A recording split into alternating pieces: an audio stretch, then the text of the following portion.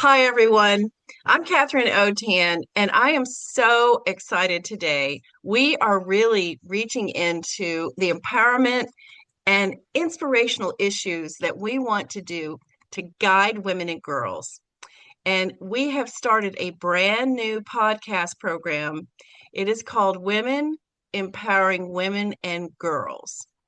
Now, this is a program that has never been done before. And the reason for that is this is actually a program that was started because the Kentucky division of the United Nations Association of the United States of America has empowered me as chair of the Women's Committee for the Kentucky division to reach out and interview women who are empowered and are leading initiatives that guide women and girls to achieve their potential, to reach racial and pay equity, and many other issues. So I'm very excited as we move forward with this new set of things that we're doing with the interviews. We are actually interviewing women and girls who are positively impacting their world and their communities, empowering and inspiring women and girls in business, health, financial, legislative, justice, serving on boards, and initiatives that work to eliminate racial, gender, and pay equity. It's a lot of issues because women are facing a lot of issues. So I'm Katherine Autin. I am actually a member of the board of the Kentucky division of the UNA USA. And I'm so excited because this is the first time the Kentucky division has ever decided to put forward a women's committee. It's a big deal, and maybe people don't realize it. But what we're going to be doing as we focus on these things is looking at the critical UN 17 Sustainable Development Goals that were created in 2015 to help the world in many, many different ways. So a quick description of the Kentucky division of the USA chapter. It's part of the United Nations Association, a movement of Americans dedicated to supporting the United Nations. It was formed in 1943 by a very compassionate group of Americans who were committed to making a difference and building an organization that would win the peace following World War II. It has an organization of over 20,000 members, and these are chapters that include college and other groups. It's not just businesses, it's not just community groups. And they're united in their commitment to global engagement and belief that each of us can play a part in advocating for the UN's missions and achieving those 17 Sustainable Development Goals that were created in 2015. So we're kicking off our series of podcast interviews with women who inspire and empower girls. March 8th, every year, we celebrate International Women's Day. And so it is my honor to interview and introduce you to an empowered and, as she calls herself, multi-passionate woman who's made it her mission to lead initiatives that elevate the economic, social, and civic power of women. Holly Hartman, welcome. Thank you so much for being here. I'm so excited to interview you. You've done so many things. So I'm going to give everybody a synopsis of what you have done because it's voluminous. I'm thinking, this is a lot. You've done an amazing job with your life and your mission. Holly Hartman is an ecosystem builder, community strategist, and international speaker whose work centers on advancing gender equality through collaboration, leadership development, and community-powered opportunity. She's the founder of CollabIntel Consulting Group and CollabCode, two interconnected ventures that help leaders and organizations dismantle the structural barriers, strengthen institutional capacity, and build systems that turn collective effort into measurable impact. That's amazing. So it's a mouthful. So across her career, Holly has led initiatives that elevate the economic, social, and civic power of women. She's the co-founder and executive board leader of the WOA Network of Leaders of Kentuckiana, the fastest growing women's leadership community in the region, with more than, listen to this, 3,900 members. Woohoo!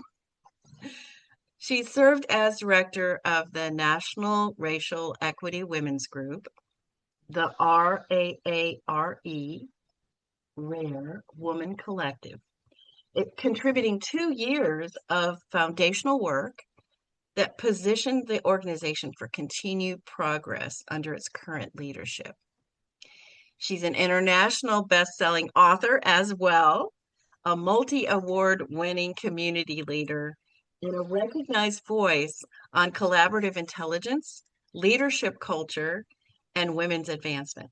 Her work spans nonprofit development, professional ecosystems, public leadership, and cross-sector community building. She's known for translating complex organizational and human behavior, let's listen to this, people, human behavior dynamics into accessible tools that help women lead with clarity, courage, and collaborative strength. When you think of all of those things you've done, of all of those things that you've done, what would you say was the first thing that you brought yourself into the mission of leading women into power and leading them into a new awakening of what their potential could be? Can you let people know that? Because I know you as a leader. I'm a part of the WOA network, and I was one of the founding members, and I'm a proud founding member. I honestly have benefited by just listening to you talk and tell your stories. So thank you, Holly, so much. I know there's been a lot of gibberish that I've run right in front of you, but I know you have a lot to impart to the world. So thank you and welcome. Thank you. So I appreciate that I'm here, and I'm excited to share my stories and hope that it helps somebody else to think what else they can do, or that they're not alone in this world. And back in 2019, I was leaving an abusive marriage at the time. And when that was going, I was going through that, I felt powerless, honestly. I'd been in recovery for many years before that point. And what that meant was I left alcohol behind and worked on my own codependency and people pleasing tendencies. And I realized that it showed up in my marriage. And when I realized I felt powerless, I had to go, what can I do with this? How can I shift out of that? And one of the first communities I built was called Solo Date Challenge. And really what that was helping women learn how to love themselves through solo dating. What I realized is I self-abandoned so many times in my life, and it was a pattern that I wanted to break. And the breaking of that pattern was, how do I, Holly, learn how to love myself? All the good, the bad, the ugly, the brilliant, all of it, every facet of it, like a diamond that has many facets. And doing that community, it became national. And I had a podcast that was attached to that, and really helped a lot of women leave abusive marriages or heal from past trauma. And it was really this, how do I model what I'm also doing and taking people on the journey? I have never known the full path, right? I take people on the journey as I go along, and you get to learn alongside of me, and I just share my story. And that's where it really first started. And I became a relationship coach and a best-selling author on a book. And I remember writing my vision board out going, I'm going to be a best-selling author, sharing my story so other people don't have to go through this, so I can turn my pain into purpose and make a change. And I was not a writer before that. That wasn't necessarily a belief that I always had. And within 6 months, I became an international best-selling author on a book on recovery after abuse. So I got to share my story with other So women. what was your first book? What was the title of your first book? It was I Am Releasing the Shame of Narcissistic Abuse and Financial Recovery was the part of the book. So it was a collaborative book with lots of other amazing artists across the globe sharing their stories about how they overcame, what tools and modalities. So it's really a book of tools. So people can go, that's my story. That's how they healed. Let me learn through them to be able to make the change that they need. So it's an international authorship of many voices coming together to say we don't have to stay powerless, what we can do to empower ourselves, and that there's many ways that we can do it. So that's what that first book was about. And from that, I created communities because I needed safe containers myself and know that other women needed Right. that. And that's really the thread. So I'm guessing that this collaboration of working with other authors was kind of the beginning of your realizing that collaboration was something you really wanted to work on as a tool and a venue for women to find ways to bring their power together to make a difference. Yeah. And there was one person in particular that was running the show in that meeting. She was the one that brought everybody together and she did an amazing job. But I remember when we were interviewing each other going, am I a right fit for this book? And what is it that you're bringing? And I had told her, I said, unless we create community around it, I don't want to be a part of it. I didn't want to be just a name and a page and just my story. I wanted to really, truly know these women.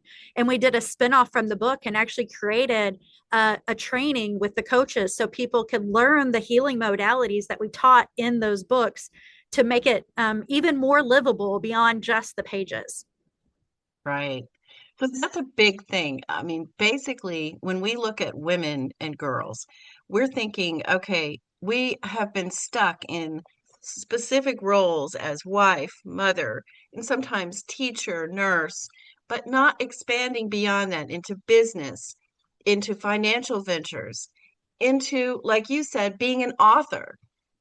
So I'm kind of curious from your point of view as an author and as a multi-passionate person, what really led you to take that to the level where you decided, I need to be a leader, not just build these communities, but I want to be a leader. And how do I do that? And what was the first personal experience you had that said, this is my mission, I've got it, I'm moving forward? I got your vision board concept, writing down, I'm going to do this and this and this. But what was the personal experience? Because I think women need to have something to identify with. Yeah. Like you're saying, telling the story, but also giving the tools. Mhm. So I'm just curious, from being a woman business owner myself, more than 43 years, lots of challenges, financial, unfortunately, in the world of men, as a businesswoman, it is not always an easy challenge to meet. So, what would you say? Like, what kind of barriers led you personally to say, I'm going to do this? Yeah, I don't think anybody ever necessarily goes, my goal is leadership or my goal is this, and that's where I'm going. Now, yes, in business, you may have goals in that. But when it comes to leadership, I think it's more of we have different entry points within it and we expand as we grow. We never really go, oh, I'm a leader and I'm going to wake up and I'm this person. It's an evolution. And so I think also giving grace to people to think, oh my gosh, I could never be like such and such, or I could never be like Holly. Well, it's more about how do you integrate your journey? How do you be open to learning along the way? But for me in particular, and this is one of the things that I suggest for people when they're looking for what can I do, look where the need is, look where the gap is, and say, can I solve that problem versus looking for the problems? You've got to really look at it from that standpoint. And that's really what how the development of Woe Network was. I personally had a need. I did not feel safe to be a woman leader. And I was like, if I feel this way, then let me go see what's already out there. And at the time, I was having trouble finding anything that felt safe for me. And I'm like, okay, well, if that's true, now there are in all kinds of different places, but where I was in proximity to the space I was in with the money that I had, I did not have a lot of money at the time to go, okay, I can invest in being in masterminds or I can invest in these high level things. I didn't have that. I said, well, where do women access this? And I'm like, well, I'm not finding it. So I'm going to create it. So I have what I need and others also have what they need. It was supposed to start off as a mastermind, but I had already developed many communities up until this point, the Solo Date Challenge, a hiking group. So I had already had that skill set. So I said, okay, well, I'll take that skill set. So one, uncover the need. Two, what skills do you already have or what do you need to develop? So I'd already had some skill set around that. Let me input those two together. And that's really how Woe Network started. It was this idea of, I need a safe container. By golly, I bet some other women need a safe container. How about I create it? I had no idea that we would have 3,900 women after 3 years of making this community what it is. And it's well respected. And I love that for the fact that it's values based, it's relationship based. We do try to create that. Is every container safe? No, I'm not going to lie and act like it is, but the intention is there, the values are there, the mission is there. And that's how I started my leadership journey, or really claiming more of my leadership journey. The one thing that really resonated with me as you're talking is you're saying that you identified a gap. Mm-hmm. And I can identify with that because as a Parkinson's expert, my husband had Parkinson's more than 21 years.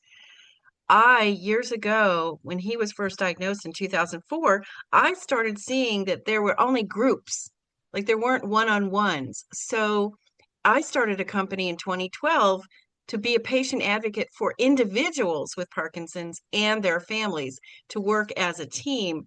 And I think that's kind of where women need to be looking, is where are those gaps where we can make that difference and impact the world in that positive way.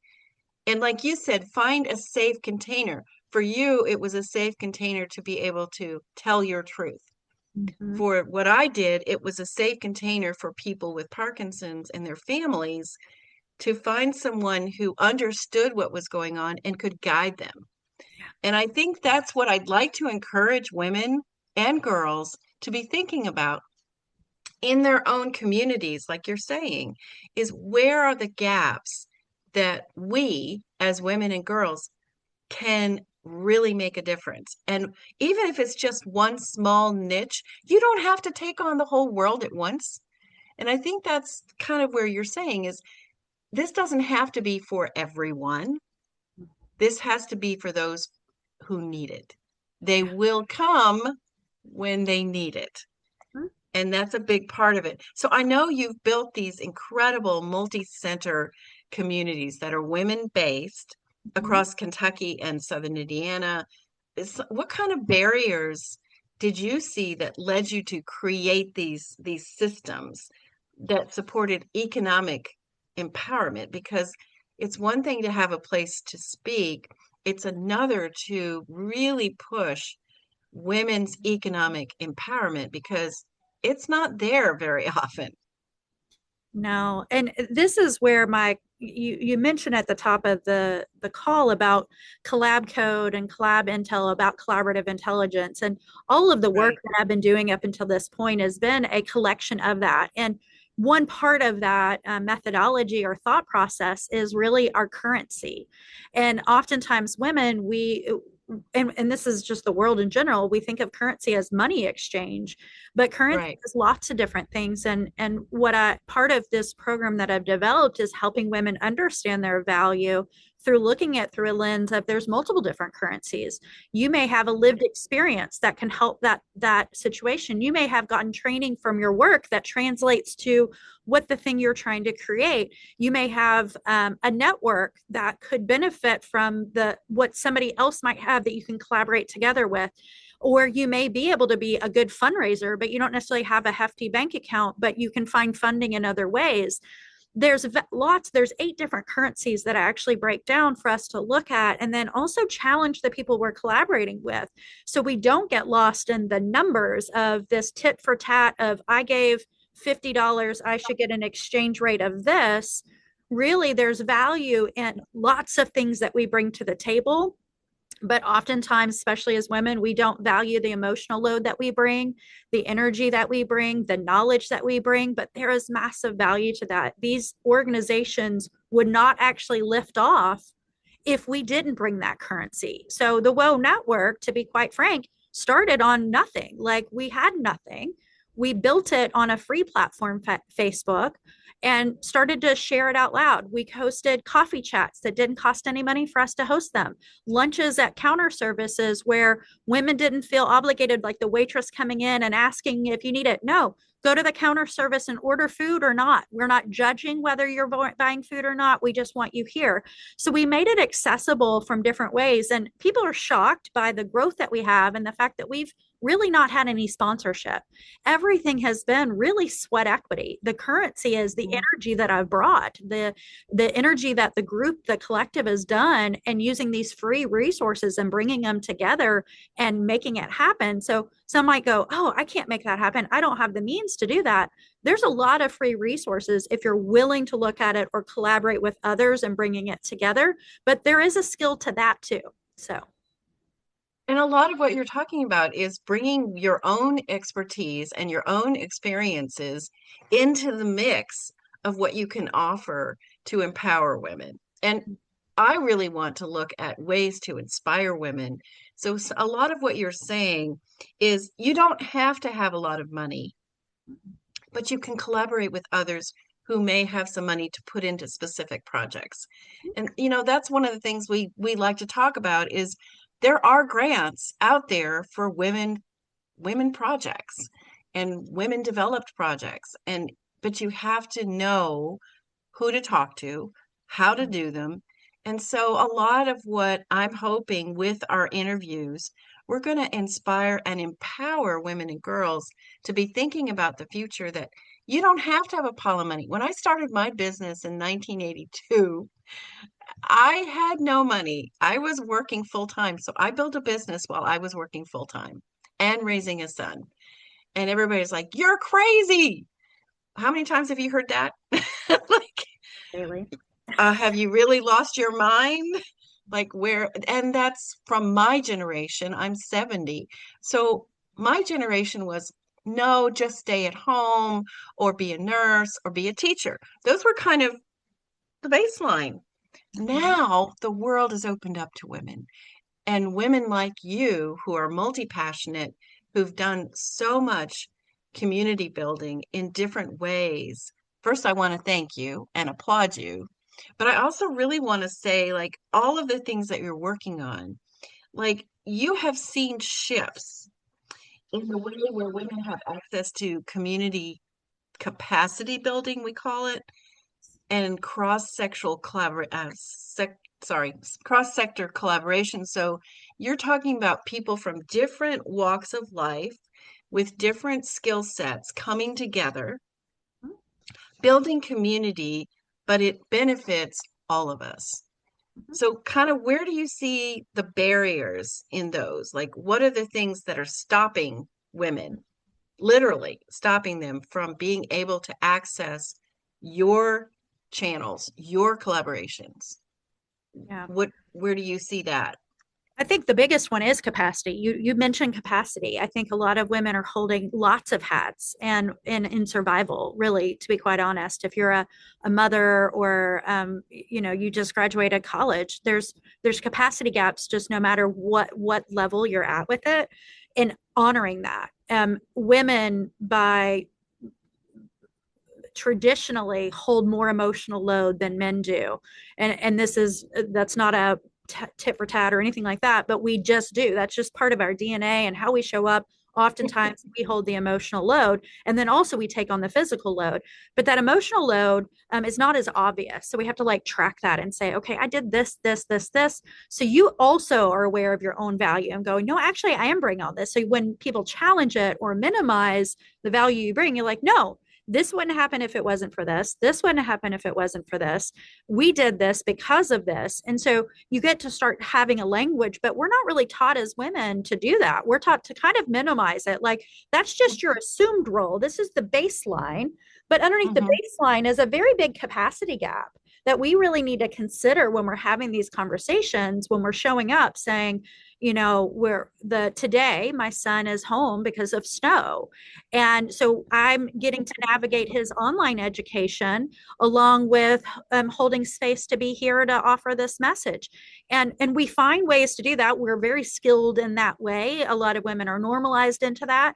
But going, Multitasking. yes, and that's probably why I've been good at being a multi-passionate. But we need to honor that capacity and name it. I think it's that first. We are also not even aware we're doing it because it's so much of our normalized behavior.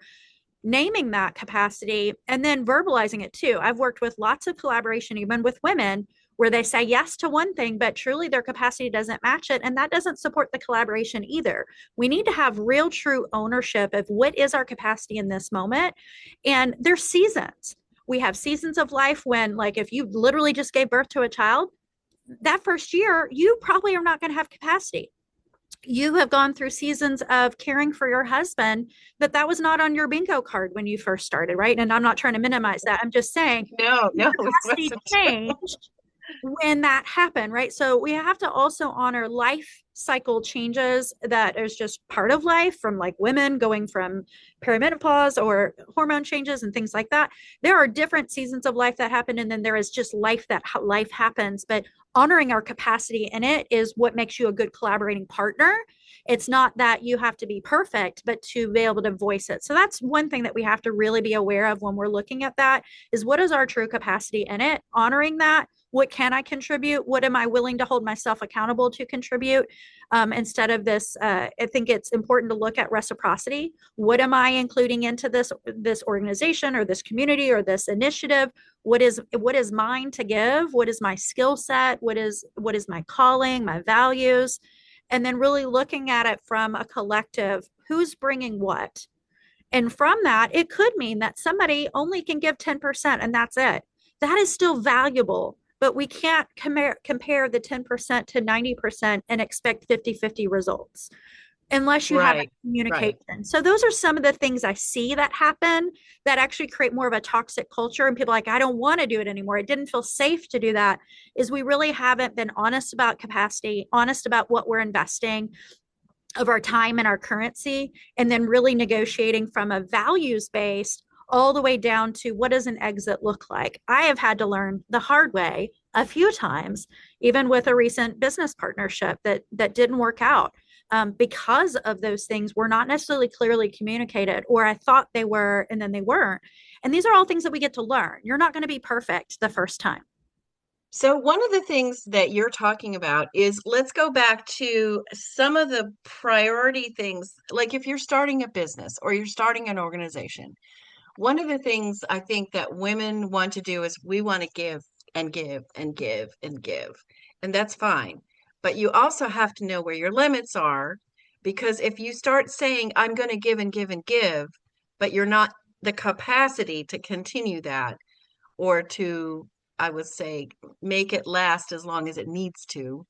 Part of that is we have to go in and look at what our expectations are. And if you're thinking about it in a business term, as I've been a business owner 43 years, you have to think about it. What are the expectations? And then on both sides, wherever you're collaborating, or 10 women, whoever it is, whether it's an authorship where you've got like 10 authors in one book, we have to look at putting things on paper as far as what our expectations are. And I learned, and I'll tell you this quickly, I learned years ago because I had to separate from a business partner, but my lawyer, thank goodness, had an out clause. So we had an LLC. In that particular setup, there was an out clause. So if one or the other of us ever said that we were going to go bankrupt, or even just talk about it, the LLC, that partnership connection was broken. And in my case, it saved a lot of issues. But it was also something where when you start working as a collaboration, you have to have expectations clearly defined. And I think a lot of women, and I have found this, and I know you have, I have found that women tend to think, oh, we'll just make it up as we go. That's fine, but you still have to know what is expected from each individual involved. Mhm. And if the accountability is not there, and that's a really good word for all of us to learn, if we're not accountable to each other for what we have said we're going to provide, then it leaves a bad taste in our mouth for other collaboration opportunities. And I think one of the things that you're talking about is finding a way to, you've only got so much that we're able to do. There are some things that you have to say no to. Mhm. And I know as women, we tend to say, yes, yeah, sure. You want to do this? Sure. Can you do this? Yeah, of course. Will you do this? Sure. Well, eventually you can't. And that means you're not able to follow through with everything that you've committed to. And I've made that mistake a million times, and I think women do too. So I'd like for us to kind of think about empowering and inspiring women to think about whatever they're working toward as a business or a nonprofit or community organization, to have it in writing. Mhm. Because of the mistakes I've made and many, many others, there are times when that can cause a lot of problems. And I wanted to ask you a question on another thing that you got involved in, the RARE, RAARE, the Women Collective, where you're working on racial equity initiatives. Um, that's really helping to empower underrepresented communities. How did you become a leader? And my question is like, what did you feel like you were bringing to the table? Your leadership, your expertise, your experience, but also what specifically did you feel like you had in that part of being connected? Yeah. Does that Well, make sense? it's an interesting story, even how I got into it. And I think it's Yeah. important to share that part of it. I mentioned earlier, I was leaving an abusive marriage. So I was in my own healing journey during this period of time.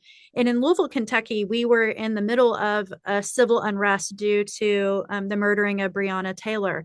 And at that time, I was watching everything and I felt very paralyzed. Like, I don't know what to do with this.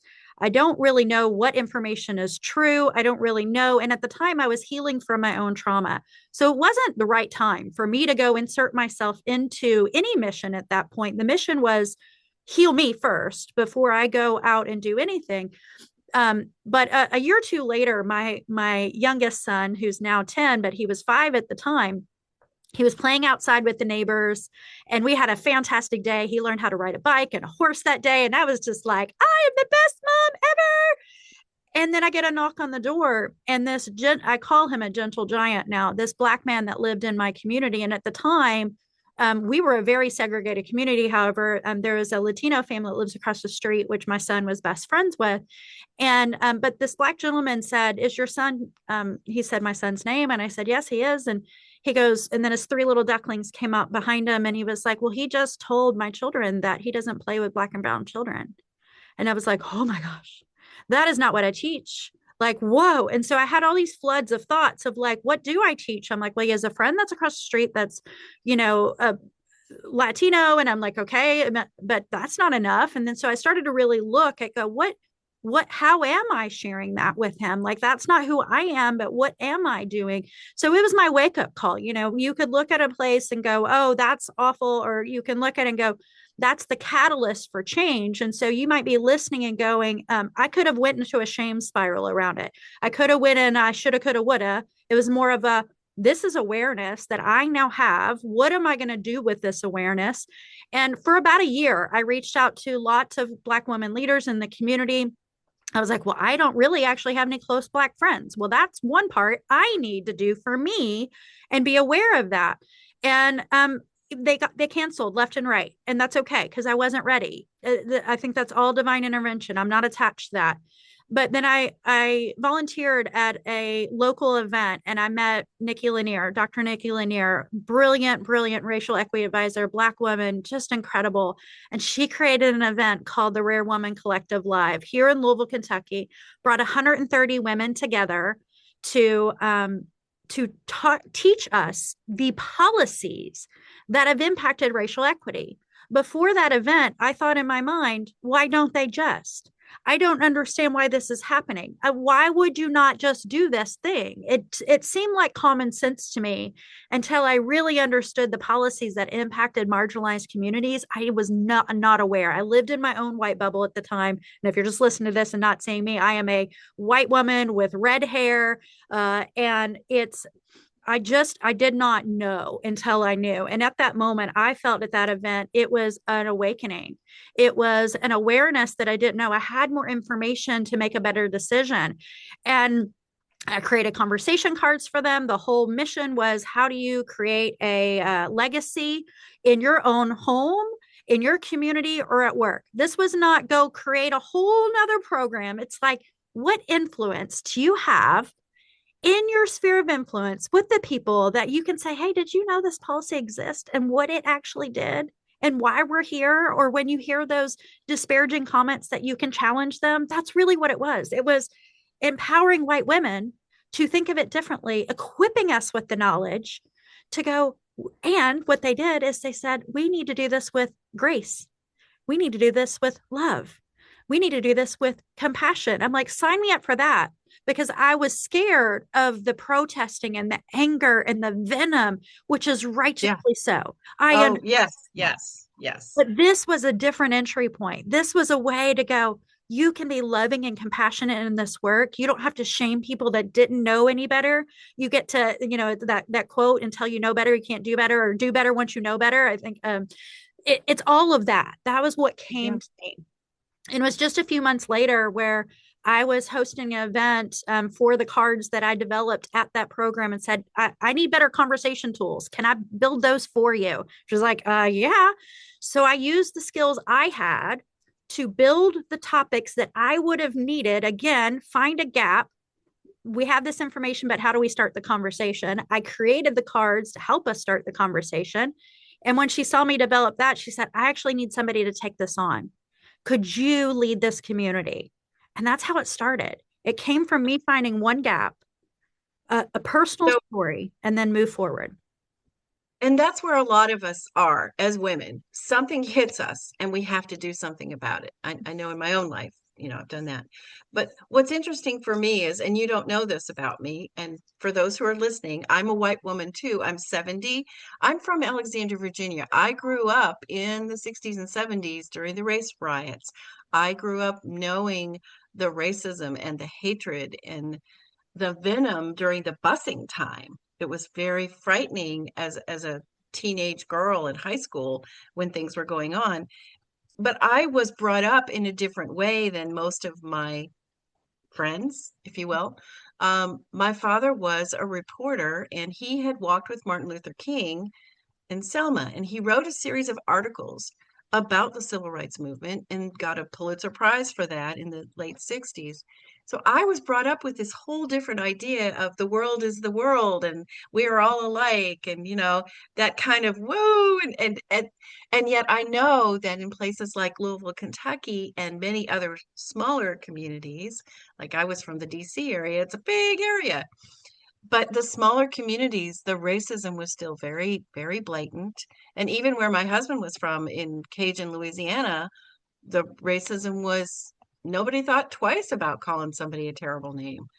And in my family, that was not allowed. And so this is where I love this whole concept, because I'd like for you to think, and this is just me brainstorming, but I would love for you to think about taking Rare to the UN women's groups and all over the country, and using what you have put together and with Dr. Lanier as a pilot program to teach about racial policies that impact all of us and also impact our perception of each other. Because I'm a cross-cultural trainer. And one of the things that we have to get across is that we are all people. We are all people. We have different perspectives. We've come from different places, but we need to respect and learn to live together in peace. And right now, that feels really uncomfortable. I think one of the key things is the UN priorities. The theme is strengthening institutions through gender lenses, if you will. And from your vantage point, working with women in business, entrepreneurship, community leadership, where do you think the institutions are falling short of this? And I know you probably have your own thoughts on what practical structures could help to close those gaps. So some of what we just talked about with the rare group would probably be a part of that. That's the racial and equity. But the gender lens is something that the UN is also looking at.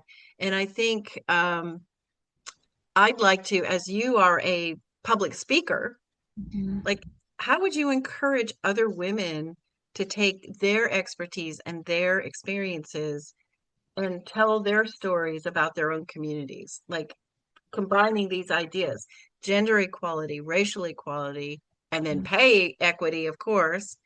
I mean, all of those things kind of go together, but what do you think are those gaps that we can, as women, empower other women to do and girls?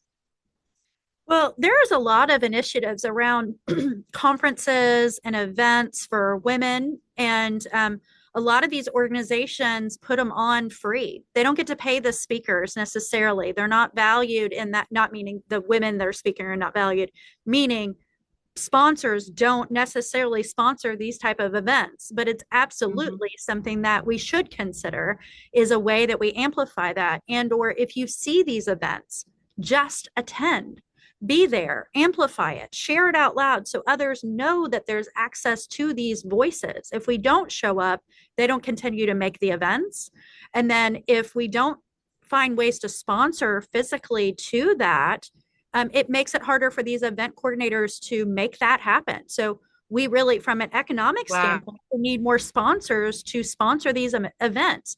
They're tapping into nonprofits that already don't have funds. What I find, what I did with we would have gladly taken sponsors. It was a very big challenge to find anybody that would support this. So that's what I would say is the companies that have the means, even if you're sitting here listening going, well, I'm a small company. If you could support, let's say, I can support 5 tickets to that event. That's a sponsorship. You don't have to be the title sponsor, but if you're saying, Right. I need more women to hear these stories, find ways that you can support that. You could literally go down the list of events that are going and reach out to the coordinator and say, can I buy 1 ticket for somebody that you can sponsor somebody with? You don't have to have the accolades. That's one way you can take an action step to support having voices, attending the events to support it, sharing their message, what you heard, what you Right. got, so then people know to go. It's about supporting the voices just as much as it is of that financial. Like I said, the currency, there's lots of different currencies that you can show up on. If you're like, oh, I don't have the money, I'd actually be the one that needed to be sponsored. Great. Well, then ask that event coordinator, do you all have sponsored seats? I'd love to be in it. And I'm glad to amplify Right. the story. There's all kinds of ways.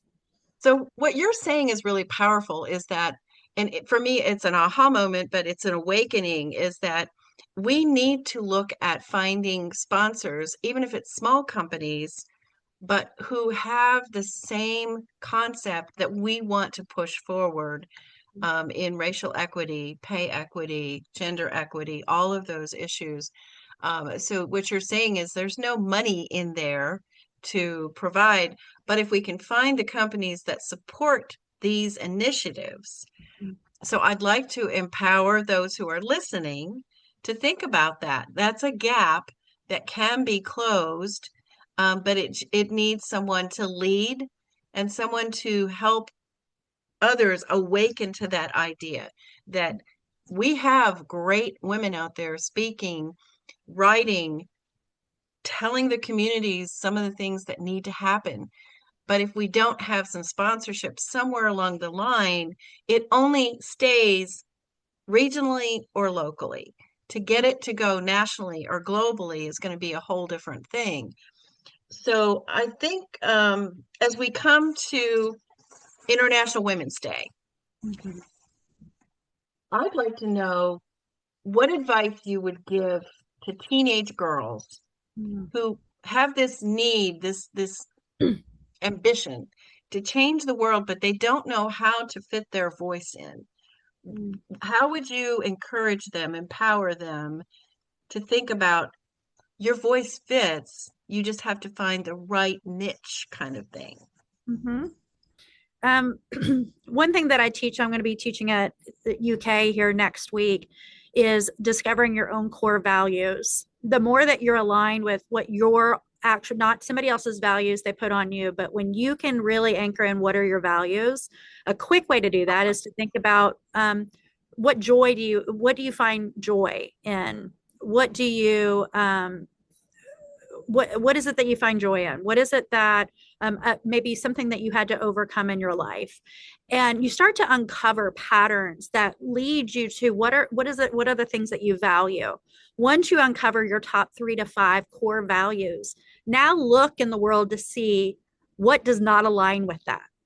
So one, that could be a nugget to go, that doesn't align for me. Is that for me, or is it for me to serve or solve? Right. It could be that gap that you need to fill, going, that doesn't feel in alignment. Like, okay, so how do I navigate that? And or it might just give you proof that that's not for you. You're not going to say yes to that. So then you open yourself up to that other thing. And then look Right. at, what have I experienced in my life that I would like somebody else not to have to experience? There's probably a gap there. You may not Isn't realize. that why you wrote your book?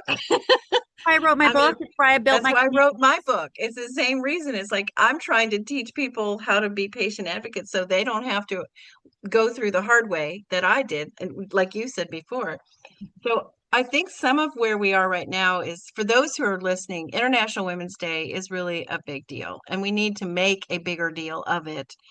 Um, I want you all to be thinking about what is it that you can take away from the discussions that you're listening to, from these interviews that we're doing with empowered, incredible women who are making such an incredible positive difference in the world.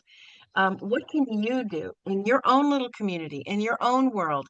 Sometimes it can just be your neighborhood. It can be your family. It can be your school, wherever you are. So I'd like to empower those of you who are listening, and it doesn't have to just be women. Let's be real. We really need men behind us on all of these issues. But I just want to encourage you all to be thinking about, what is it that I can bring to the table? And like you were saying, from my own personal values, what are the things, my experiences, my expertise can bring to the world that will make a difference? And I love talking to you, Holly. Thank you so much for being here. I did want to let people know that the UN is getting ready for the UNA meeting in at the UN in March. I'm sorry, it is in March, but it's after Women's Day, and I think I'm going to be a delegate there to that, and they're doing the Commission on the Status of Women. And I think one of the key things that's a takeaway from everything we're talking about is we need to look at the status of women in the world, not just in our own little communities, but where we can make those differences. And I really am excited about being able to do these interviews for the podcast. So there will be a series of podcast interviews that will go up on women empowering women and girls. And it is being put together by the United Nations Association of Kentucky Division. I just want to encourage you all, based on what Holly was saying and what all of our other interviewers are going to be talking about. Where can I make a difference? And I'm not just talking about women and girls, I'm talking about the world, our population. How can we make a difference in the status of women? Because let's be real, sometimes our other gender does not always, men do not always have our best interest at heart. And we have to be realistic about what we can do to make a change so women have a better status economically, socially, justice. Let's put more women on boards. Come on. Let's be a part of those companies that their value is let's actually sponsor some of these programs. So I really want to thank you. I'm excited after I get back from this event that's going to be at the UN in March as a delegate. I will be sharing information as time goes on. So March 8th, we're going to upload a bunch of these podcast interviews, but after that, I will continue to be offering the podcast interviews. We will also be offering, as we go on, panels where we will have question and answers, some in person throughout the state of Kentucky, and some virtually. And I'm looking forward to anybody suggesting other things we can do to help women because we have to. So I want to sign off there. Thank you, Holly Hartman, so much. You are an amazing, multi-passionate woman, author, speaker, and numerous other things. So thank you so much for taking the time and for giving your expertise in a beautifully worded way so that people can take away pieces of it and make a difference in their own worlds. So thank you so much, Holly. So appreciate it. It's been amazing and I just love it so much. Thank you. Thank you.